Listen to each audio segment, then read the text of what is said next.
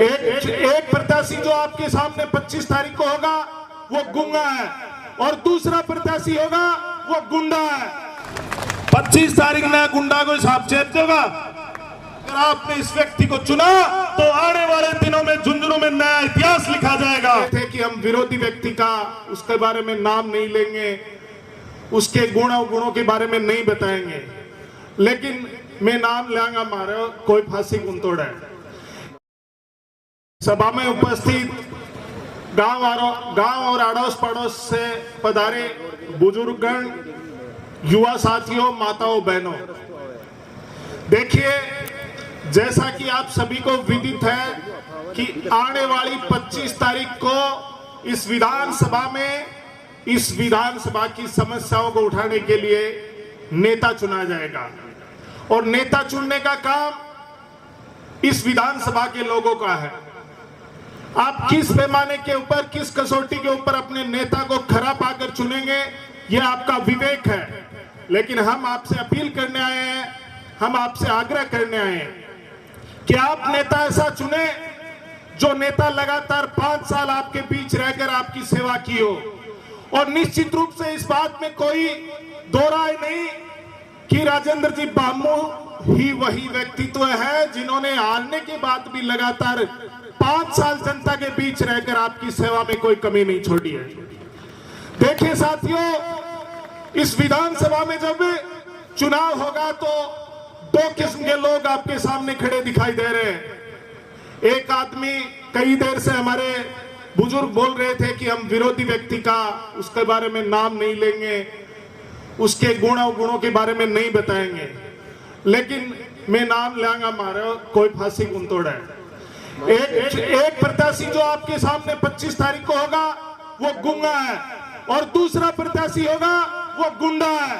और हमें ये कहने में कहीं हिचक नहीं है कि इस चुनाव में हम इस झुंझुनू के नौजवान को, इस झुंझुनू के आने वाली नस्लों को, इस झुंझुनू की आने वाली पीढ़ियों को ऐसे भ्रष्टाचारी और गुंडा ताकतों से बचाने के लिए मान स्वाभिमान के तौर के ऊपर हम चुनाव लड़ रहे हैं।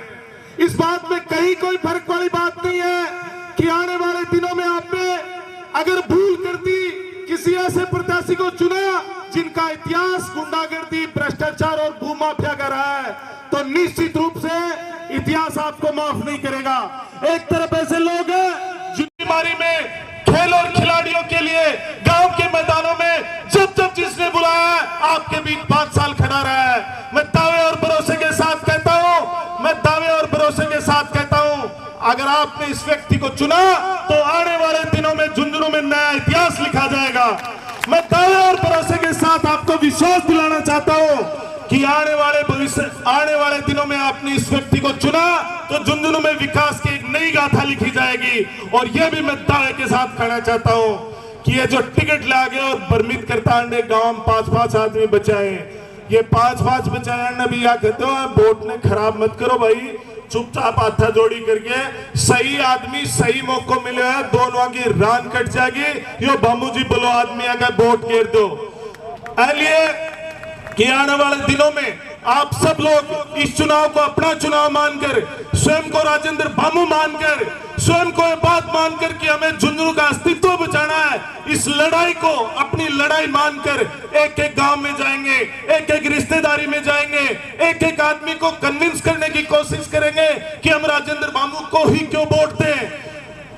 आप साथियों इस बात को गहराई से समझना होगा, यह झुंझुनू जिला शिक्षा की दृष्टि में अग्रणी जिला है। यह झुंझुनू जिला देश की रक्षा और साधत में अग्रणी जिला है और इस जिले ने जब भी फैसला किया है, ऐतिहासिक फैसला किया है।